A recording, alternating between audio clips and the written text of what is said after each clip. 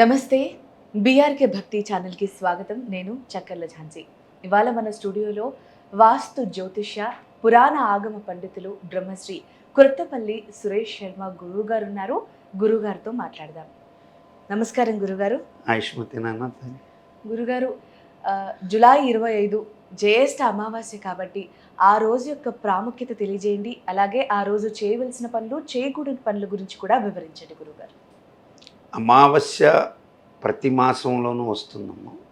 అయితే కొంతవరకు బాధాకరంగా అనిపించే విషయాలు ఏంటంటే, నిజంగా కొన్ని అమావాస్యలు విశిష్టమైనవి ఉన్నాయి.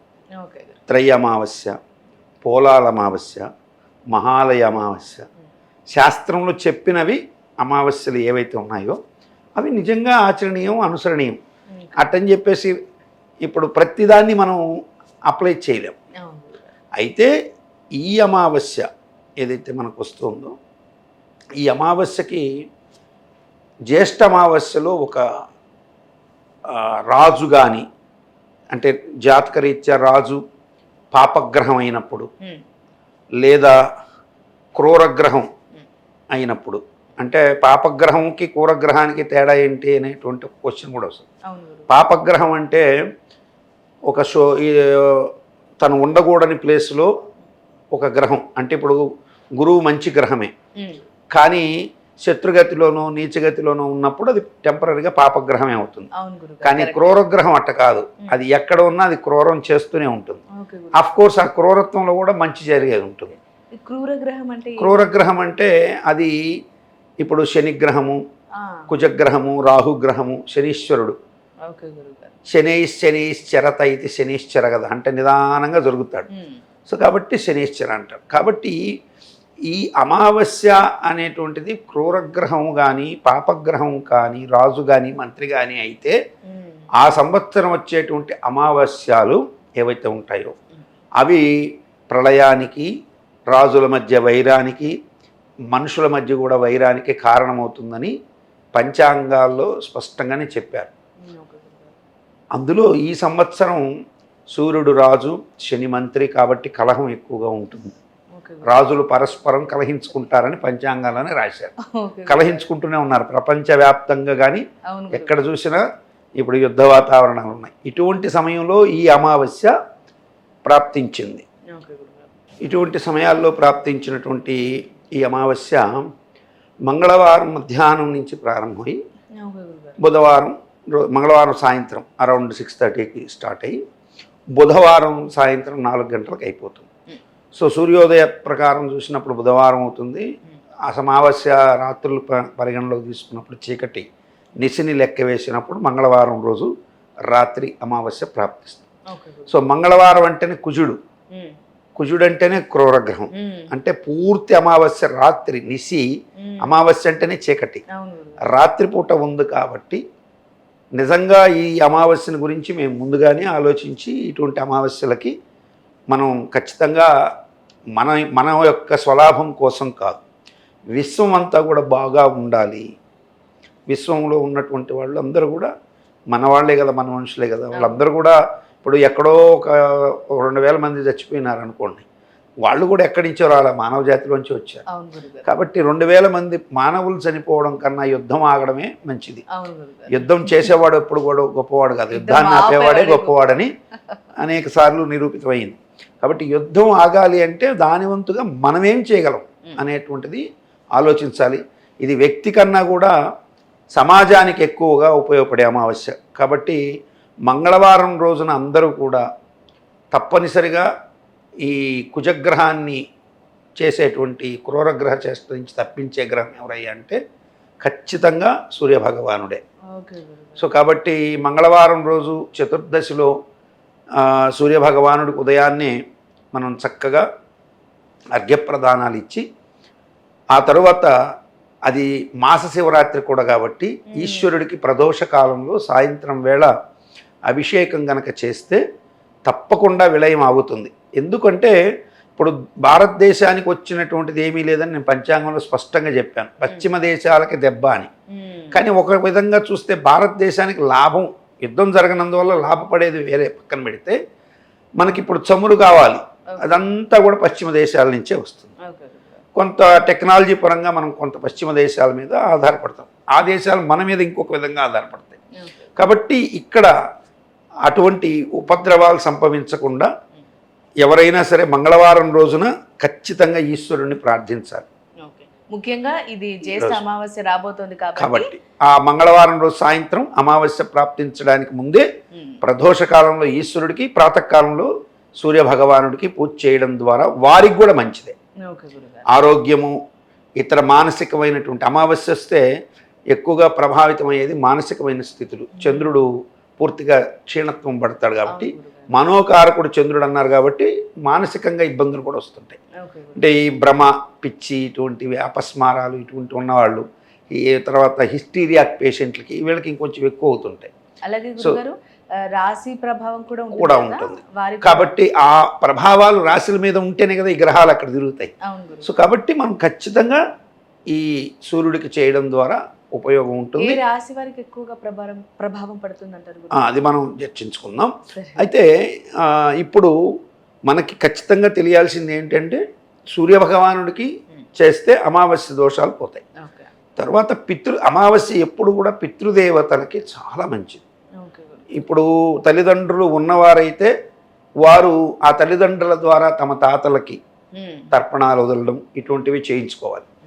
అట్లాగే తల్లిదండ్రులు లేని వారైతే తమ తల్లిదండ్రులను ఉద్దేశించి తర్పణాలు వదలడం ఇటువంటి అమావాస్యలో ఖచ్చితంగా చేయాలి.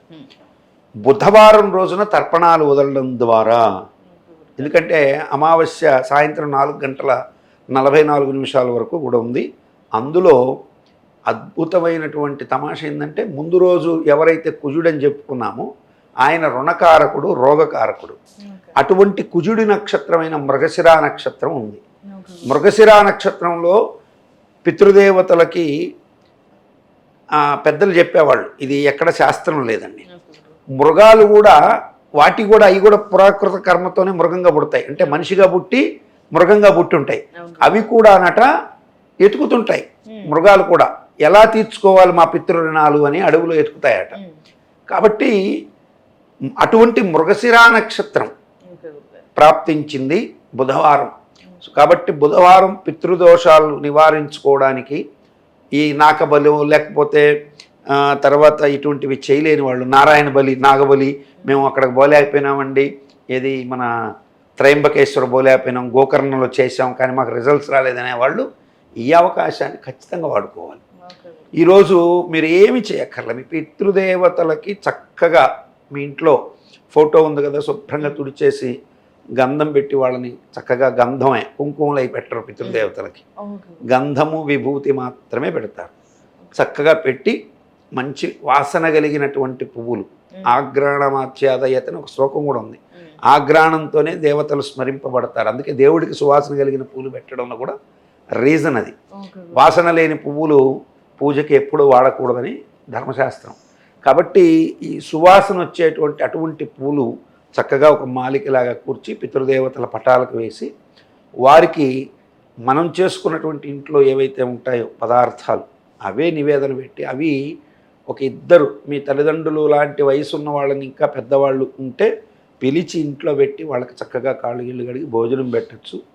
లేదు ప్రాప్తించలేదు ఎవరు అనుకుంటే చక్కగా మనకు వాయిస్ పిండం కాకికి పెట్టేది ఉంది, అట్లా పెట్టుకోవచ్చు. అలా కూడా సాధ్యపడలేదు, మనకు వాయిస్ కాకులు దొరకట్లేదండి సిటీ అంటే ఎత్తుకెళ్ళి ఒక ఎవరైతే అన్నార్తులు ఆకలితో అలమటించే వాళ్ళు ఉంటారో వారికి పెడితే కూడా ఆ యొక్క ఆత్మలు తృప్తి పడతాయి. పితృదోషాలకి అద్భుతమైనటువంటి నివారణ మార్గం కలిగినటువంటి ఈ అమావాస్య చాలా అద్భుతమైంది. అయితే ముందు దేశం బాగుంటే మనం బాగుంటాం, సంఘం బాగుంటే మనం బాగుంటాం. కాబట్టి మంగళవారం రోజున ఉదయం సూర్యుడిని, ప్రదోషకాలంలో ఈశ్వరుణ్ణి, బుధవారం రోజు పితృదేవతల్ని, ముగ్గురిని ఎవరైతే స్మరిస్తారో వారు తమకు తమ కుటుంబానికే కాదు విశ్వానికే మేలు చేసిన వాళ్ళు అవుతారు. నేను చెప్పినప్పుడు ఈ అవకాశం విని అయ్యో మళ్ళీ నేను చేయలేకపోయినానే అనుకునే వాళ్ళని నేను నిజంగా వాళ్ళు దురదృష్టవంతులు అనుకోవాలి. నిజంగా ఎవరైతే చేస్తారో వాళ్ళు అదృష్టవంతులే. ఖచ్చితంగా వాళ్ళకి ఆ పాజిటివ్ సెన్స్ కనపడుతుందని నేను ఖచ్చితంగా చెప్పగలను. ఇది 100కి 100 పాళ్ళు నిజం అవుతుందా అని అడిగారు అనుకోండి, యాక్యురేట్గా నువ్వు మనస్ఫూర్తిగా చెయ్యి, ఖచ్చితంగా నీకు నిదర్శనం కనపడుతుంది. సంవత్సరం తిరిగే లోపల నీకు ఆ ఫలితం ఉంటుంది, ఓకే ఎలాగైనా ఉంటుంది.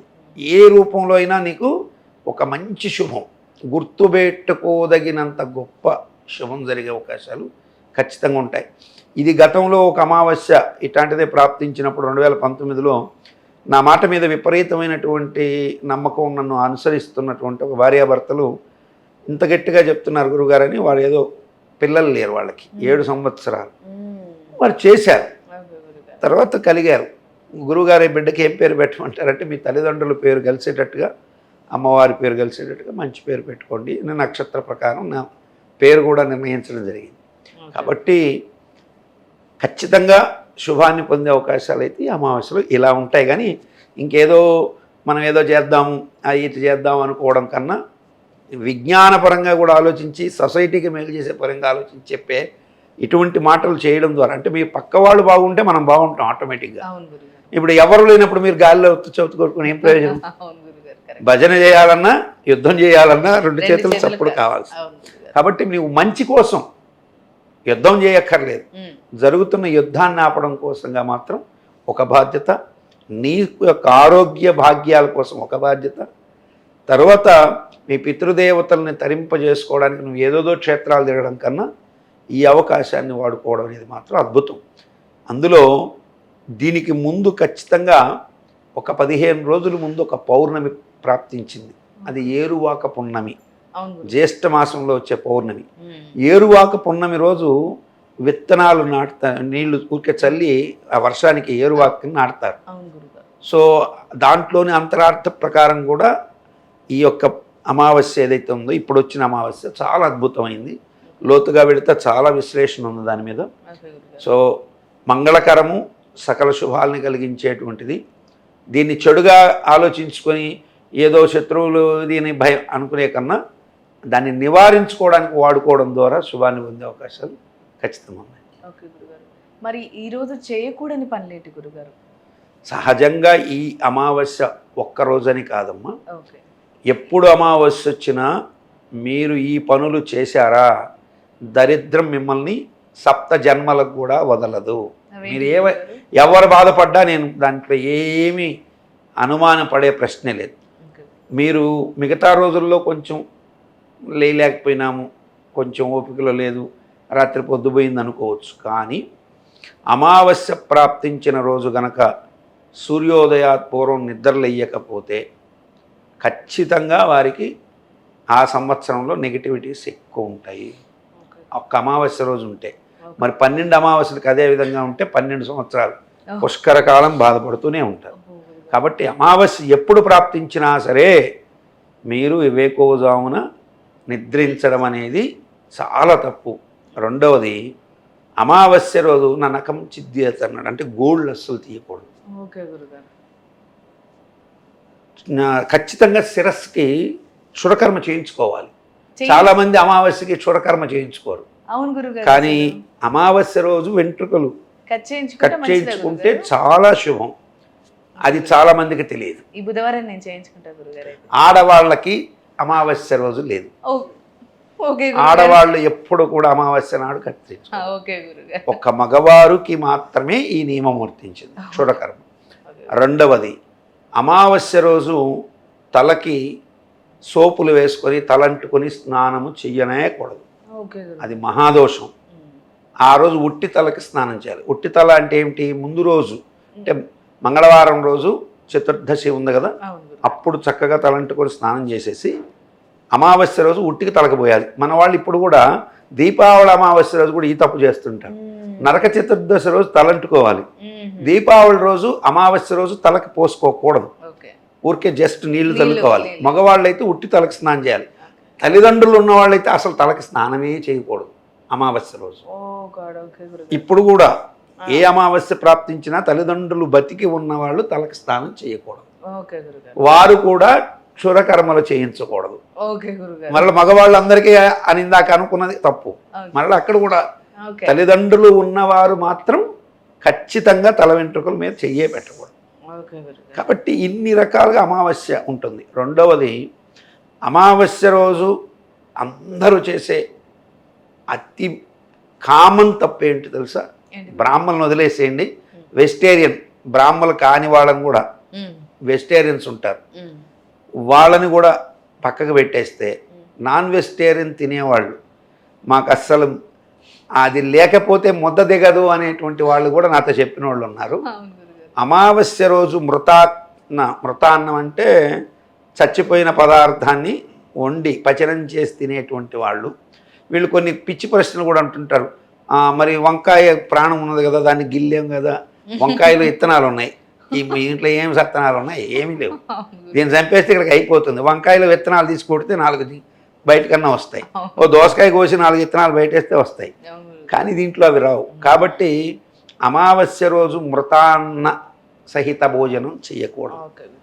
రక్తాన్నము అని అంటే ఎర్రన్నం అని వస్తుంది, మాంసాన్నం కిందకు వచ్చినప్పుడు రుదినాన్నం అని వస్తుంది. సో ఎర్రటి రక్తంతో కలిసిన ఆ పదార్థాలు, ఎర్రటి మసాలాలు ఇవి తింటే ఖచ్చితంగా అవి అనారోగ్యకరమైనవి అని శాస్త్రం స్పష్టంగా చెప్పింది.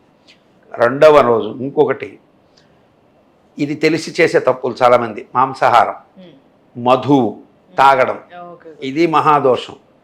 ఇవన్నిటికంటే కూడా అతి ప్రమాదకరమైంది ఏమిటంటే అమావాస్య రోజు అబద్ధాలు చెప్పనేకూడదు. నీ ప్రాణం పోయినా సరే, ఆ రోజు నేను చంపేస్తున్నారు అనుకోండి, సహజంగా మా ప్రాణవిత్త మాన భంగమందు బొంకవచ్చునది బొంకు కాదు అనేది అని ఒక శ్లోకం ఉంది. అంటే ప్రాణం పోయేటప్పుడు, మానం పోయేటప్పుడు, అట్లాగే విత్తం డబ్బులు పోయేటప్పుడు అబద్ధం చెప్పచ్చని. అమావాస్య రోజు గనక అబద్ధం చెబితే దానివల్ల ఇప్పుడు నువ్వు ధనానికి సంబంధించి అబద్ధం చెప్పావు అనుకోండి, ఖచ్చితంగా ఆ ధనం రాక నువ్వు ఇబ్బంది పడతావు. ప్రాణానికి సంబంధించి అంటే నీ ప్రాణానికి అబద్ధం చెప్పుకోవడంలో తప్పు లేదు, స్వధర్మ రక్షణ అది. ఇతరుల ప్రాణానికి సంబంధించి నువ్వు వాళ్ళ మీద తొంటి మాటలు ఏదో ఒకటి వాళ్ళకి హాని కలిగించేటువంటి, ప్రాణహాని కలిగించేటువంటి అబద్ధాలు చెప్తే ఖచ్చితంగా, అంటే తప్పుడు సాక్ష్యాలు కోర్టుకి వెళ్ళి తప్పుడు సాక్ష్యాలు చెప్పేవాళ్ళు అమావాస్య వచ్చింది రేపు బుధవారం, కోర్టులోకి వెళ్ళి అది అబద్ధం అని తెలిసినా సరే, అబద్ధం అని తెలుస్తున్నా కానీ అబద్ధం అని చెప్పాడు అనుకోండి, ఖచ్చితంగా వాళ్ళ ఇంట్లో ఏదో జరుగుతుంది, నో డౌట్ అట్ ఆల్. కాబట్టి అక్కడ చెప్పకూడదు. మాన విషయాలు అంటే అభిమానానికి సంబంధించిన విషయాల్లో కూడా, అట్లాగే శీల సంబంధమైన క్యారెక్టర్ డిసైడ్ చేసే విషయాల్లో కూడా అబద్ధాలు చెప్పకూడదు అమావాస్య పూట. ఇక తినకూడని అమావాస్య రోజు అస్సలు ముట్టకూడని పదార్థం, మృత భోజనం తర్వాత వెజిటేరియన్స్ ముట్టకూడనిది ఏమిటి అంటే ఉల్లి, వెల్లుల్లి. ఆదివారం అమావాస్య వస్తే మన వాళ్ళు మసాలాలు దట్టించుకొని నాన్ వెజిటేరియన్ కావచ్చు, వెజిటేరియన్ కావచ్చు, పన్నీర్ బటర్ మసాలా ఏదేదో చెప్తుంటారు. ఆదివారమనే కాదు, అమావాస్య రోజు ఉల్లి వెల్లుల్లి తినడం వల్ల వచ్చేటువంటి ఉత్పాతాలు లైవ్లో అనుభవించిన వాళ్ళు నాకు కొంతమంది చెప్పారు. చెప్పకముందు నాకు తెలియదండి, అంత అబ్జర్వ్ చేయలేదు, కానీ తిన్న తర్వాత మీరు చెప్పింది జరిగినాయన్నారు. ఈ అమావాస్య రోజు ఆ ఉల్లి వెల్లుల్లి తిన్నటువంటి వాళ్ళకి కోపోద్రిక్తతలు పెరుగుతాయి.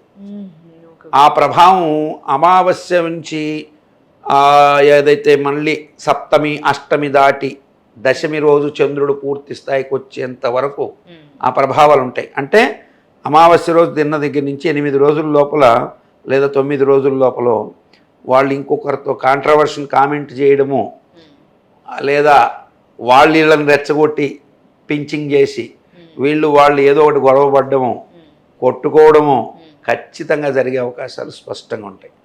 దాన్ని అవాయిడ్ చేస్తే సురక్షితంగా ఉంటారు. ఇక రాసుల మీద ప్రభావం అని అడిగావు, దాని గురించి ఇప్పుడు మనం చర్చించుకుందాం. ఇప్పుడు 12 రాసుల మీద ఈ అమావాస్య ఎక్కడ ప్రాప్తించింది అనుకున్నాం? రోహిణీ నక్షత్రంలో, అట్లాగే మృగశిర నక్షత్రాల్లో ప్రాప్తించింది.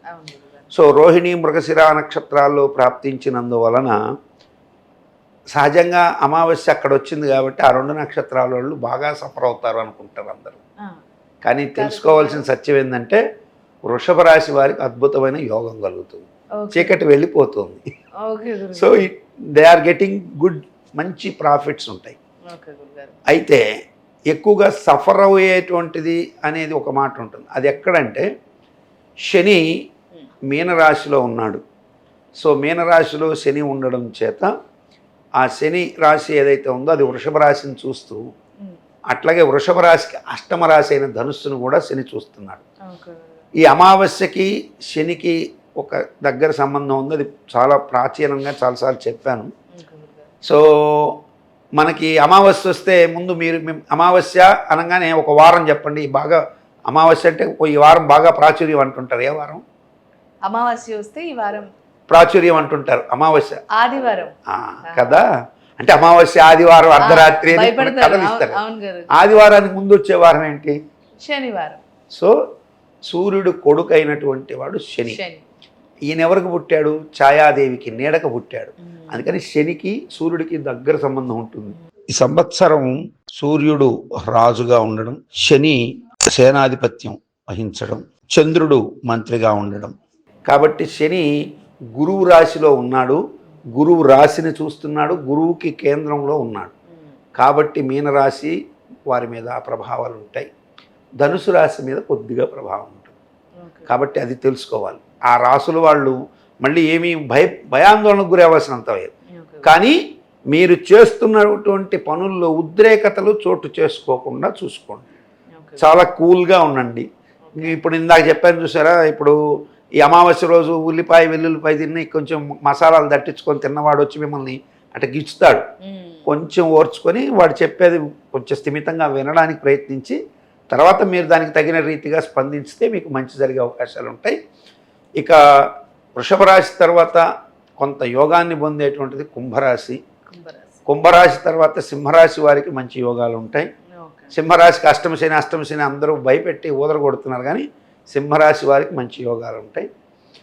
ఇక కన్యారాశి వారికి కొంచెం ఇబ్బందికరమైన పరిస్థితి ఉంటుంది కొద్దిగా. అంటే పనులు చికాకు పుట్టించే అవకాశాలు ఉంటాయి. మిథున, కర్కాటక, వృశ్చిక, తుల, మకర రాశులకి ప్రత్యేకమైనటువంటి కొన్ని అనుభవాలు అంటే ఎక్స్పీరియన్సెస్ ఎదురయ్యే అవకాశాలు ఉంటాయి. అందులో ఆర్థికపరమైనటువంటి గొప్ప లాభాలు మకర రాశి వారికి ఉంటాయి. ఆర్థికపరమైన చర్చలు జరిగే అవకాశాలు మిథున, కర్కాటక, తుల, వృశ్చిక రాశి వారికి ఉంటాయి. కానీ బెటర్ ప్రాఫిట్స్ 5 మంది కూర్చొని లాభాల గురించి చర్చించుకుంటుంటే ఒకడు వచ్చి చల్లగా మూట ఎత్తుకొని సాయం పాసుకు వేస్తాను వెళ్ళిపోతారు చూసారా, అలా మకర రాశి వాళ్ళు ఎత్తుకొని వెళ్ళిపోయే అవకాశాలు ఉంటాయి. సో అయితే ఈ చర్చల వల్ల వీళ్ళకి కొంచెం ఎక్స్పీరియన్సెస్, లాభాలు కూడా కొంతమేర వచ్చే అవకాశాలు కూడా ఈ మిథున, కర్కాటక, అట్లాగే తుల, ఈ వృశ్చిక రాశి వారికి ఉండే అవకాశాలు ఉంటాయి.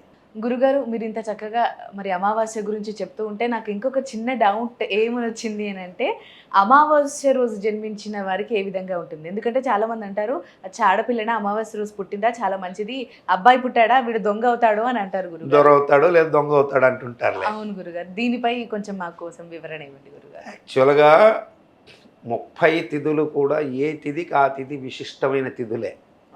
ఏ తిథిని కూడా తీసేయాల్సింది లేదు. అష్టమి రోజు పుట్టాడు కష్టాల కారకుడు అవుతాడంటే మహానుభావుడు కృష్ణుడు అష్టమిలోనే పుట్టాడు. అవును గురుగారు. ఈడు చవితిలో పుట్టాడు అన్ని పనులు విఘ్నం అవుతాయంటే ఆ వినాయకుడు పుట్టాడు. అదే అష్టమిలో దుర్గాష్టమి చేసుకుంటాం. కాబట్టి అమావాస్య పితృదేవతలకి మంచిది. ఎవరైతే మీరు అన్నట్టు అయితే దొర లేకపోతే దొంగ అవుతాడు అనేది ఎప్పుడంటే అమావాస్య, ఆదివారము, భరణీ నక్షత్రము అవన్నీ కలిపినప్పుడు అంటే లగ్నాన్ని పంచకరహితం అని చేస్తుంటాం. సో వాడు పుట్టిన లగ్నం అన్నీ కలిపినప్పుడు చోర లగ్నం అనేది పడుతుంది. ఆ చోర లగ్నంలో గనక పడితే వాడు మహా దొంగ, మామూలు దొంగగాడు. వాడు స్మార్ట్నెస్ నేర్పిస్తాడు.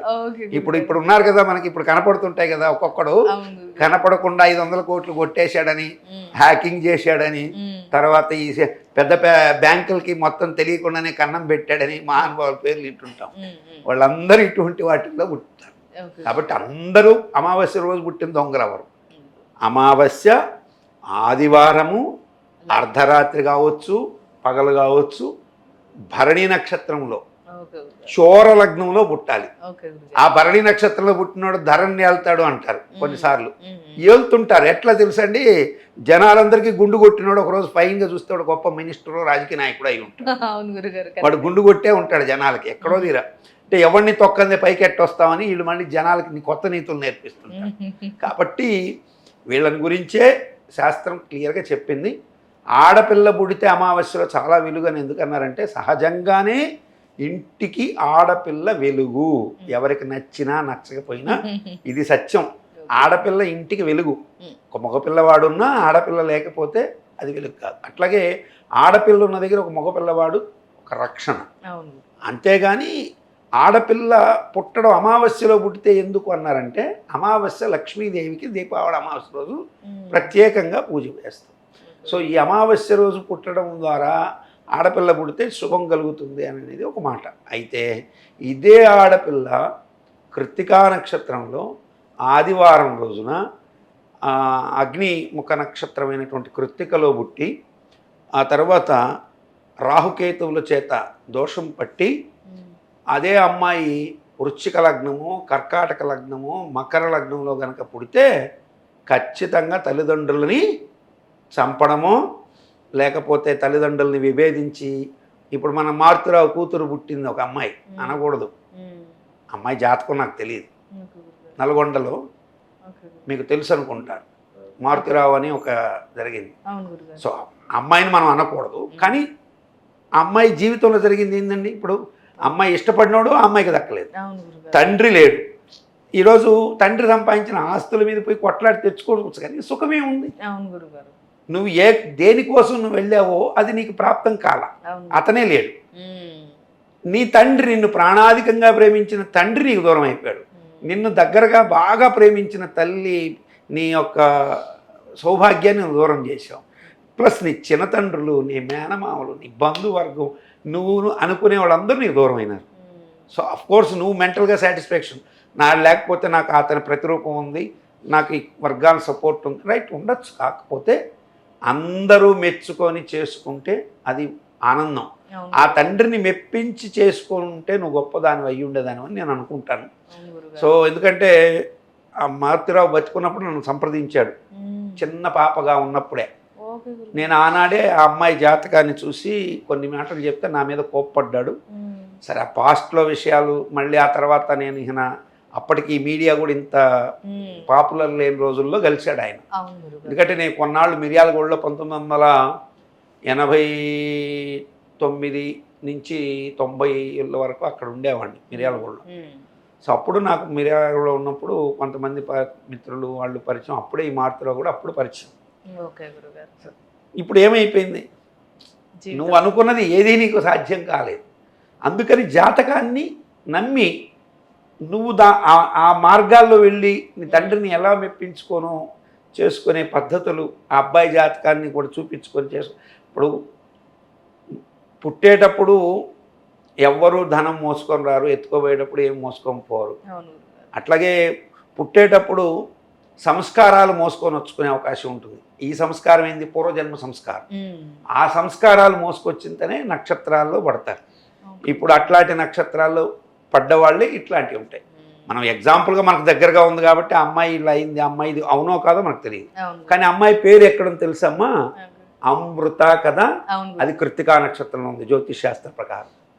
సో అమ్మాయికి కృత్తికా నక్షత్రంలో పుట్టిందని పేరు పెట్టాడా, అమ్మాయి అమావాస్యలో పుట్టిందా అయ్యని మనకు తెలియదు. అది నాకు గుర్తు కూడా లేదు, ఎందుకంటే ఒకప్పుడు ఆయన జాతకం చూపించాడు. అమృత అన్న పేరు ఇప్పుడు నాకు గుర్తుంది. సో అమృత అంటే సూర్యుడి నక్షత్రం కృత్తిక, తండ్రి మారుతిరావు మామీ మూమే మకా నక్షత్రం కేతు. చూసారా, కేతువుకి సూర్యుడికి పడదు, అందుకే మారుతిరావు చచ్చిపోయాడు. ఆ అమ్మాయి లవుడుగానే ఉంది, సూర్యుడు గెలిచాడు, కేతువు చచ్చాడు. కాబట్టి మనం మాట్లాడితే కొన్ని వివాదాస్పదంగా తీసుకుంటే వివాదం, శాస్త్రపరంగా ఆలోచిస్తే దాంట్లో ఒరి ఇంతుందా మా తండ్రి కోల్పోవడానికి అనే అమ్మాయి పాజిటివ్గా తీసుకుంటే పర్లేదు. నెగిటివ్గా తీసుకుంది అనుకోండి, నా మీద ఇట్లా నా మీద నా పర్సనల్ లైఫ్ని ఏదో చేశాడు అని అనొచ్చు. కాబట్టి మంచిగా తీసుకోవడంలో ఉంటుంది అనేది నా ఉద్దేశం. చూసారా, ఇప్పుడు ఆ అమ్మాయి జీవితం వివాదాల్లోకి అంటే రకరకాలుగా ఇబ్బంది. ఇప్పుడు ఆ అమ్మాయి జీవితాన్ని ఆధారం పెట్టి ఒక సినిమా కూడా తీశాడు, ఎవరో మన రామ్ గోపాల్ వర్మ. కాబట్టి ఒకరి చేత నీవు అనిపించుకునేదాకా నీ జీవితం రాకూడదు. ఒకరు నిన్ను వేలెత్తి చూపనంతగా బతకే వాళ్ళు గొప్పవాళ్ళు. సో నేను నిజంగా ఆ అమ్మాయి యొక్క పరిస్థితి పాపం నిజంగా దారుణం. ఆయన మారుతిరావు కూడా కొంచెం సానుకూలంగా ఆలోచించి ఉంటే బాగుండు, కానీ గ్రహాలు అలా చేయవు. అది తెలుసుకొని వాళ్ళు కరెక్ట్గా మార్గాన్ని ఎత్తుకుంటే సరిపోయింది. ఆయన ఆ మారుతిరావు నన్ను అప్పుడు సంప్రదించిన తర్వాత మరల సంప్రదించకపోవడం, నన్ను గురించి ఆయన కూడా తెలుసుకోలేకపోవడం అట్లా జరిగిపోయినాయి అంతే. సో మారుతిరావు నేను అప్పుడు జ్యోతిష్ అంటే నేను 1980 చిల్లరలో ఆయన పరిచయం అయిన తర్వాత ఈ అమ్మాయి విషయంలో నేను చెప్పింది ఎప్పుడు 2008 ప్రాంతాలు 7 ప్రాంతాల్లో నేను దినేష్ రెడ్డి గారు హైదరాబాద్ సిటీ కమిషనర్గా ఉన్నప్పుడు నేను పని మీద ఆయన దగ్గరికి వచ్చున్నాను. మా ఊరు వారు కాబట్టి అక్కడ మారుతిరావు అక్కడికి వచ్చి వాళ్ళు ఏదో పని మీద వచ్చారు. అక్కడ కలిసినప్పుడు నేను ఆయన గుర్తుపట్టి పలకరించాను. ఆయన కూడా నన్ను పలకరించలేదు.